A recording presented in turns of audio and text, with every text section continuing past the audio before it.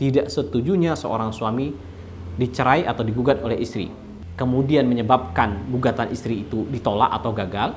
Yang kedua, apakah dengan tidak datang menyebabkan gugatan itu batal atau tidak terjadi.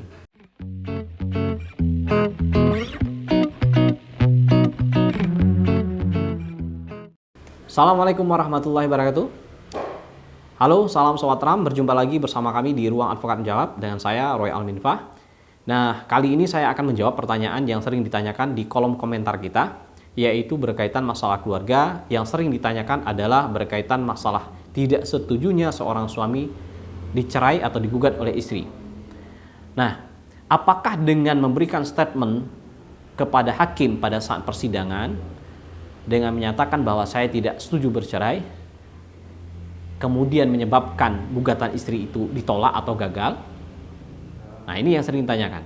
Atau apakah saya tidak datang akan membuat gugatan itu tidak dikabulkan atau tidak terjadi? Nah, inilah yang perlu saya luruskan, ini yang perlu saya jelaskan kepada Sobat Ram semua. Pertanyaan-pertanyaan ini seringkali ditanyakan.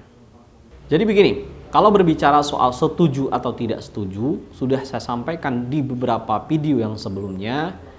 Proses gugatan perceraian itu dilakukan oleh siapa saja, baik itu suami ataupun istri.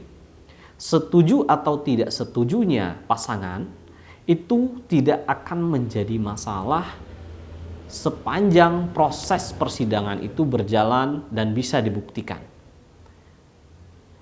Yang akan menentukan bahwa terjadinya perceraian atau tidak adalah melalui putusan pengadilan, yaitu hakim yang akan menentukan melalui putusan. Lalu terkait dengan pertanyaan tadi, apakah dengan tidak setujunya ketika proses persidangan menyampaikan kepada hakim bahwa Pak Hakim saya tidak setuju bercerai, lalu hakim menyetujui statement suami atau tidak? Tentu tidak.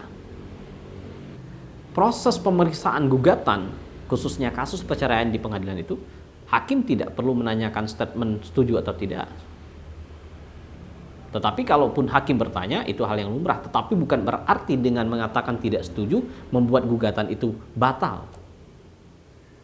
Karena hukum acara itu tidak memerlukan persetujuan. Kecuali kalau sama-sama setuju itu akan lebih baik karena akan mempermudah prosesnya. Bukan berarti dengan tidak setuju itu membuat gugatan batal. Ini yang harus diingat. Yang kedua, apakah dengan tidak datang menyebabkan gugatan itu batal atau tidak terjadi? Ini juga yang sering ditanyakan.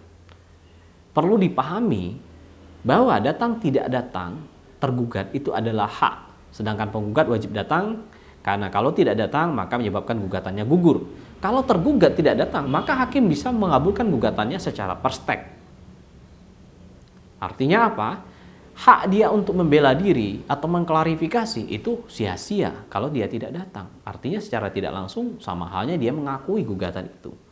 Jadi jangan sampai salah kaprah kalau tidak datang beranggapan bahwa pengadilan akan menolak gugatan itu.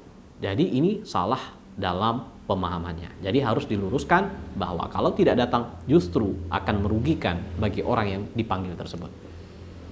Jadi itu penjelasan singkat saya, mudah-mudahan ini bermanfaat untuk Sobat Ram yang sering bertanya terkait masalah keluarga, terkait masalah datang, tidak datang, dan tidak setuju dengan perceraian. Demikian, terima kasih Sobat Ram. Assalamualaikum warahmatullahi wabarakatuh. Salam Sobat Ram.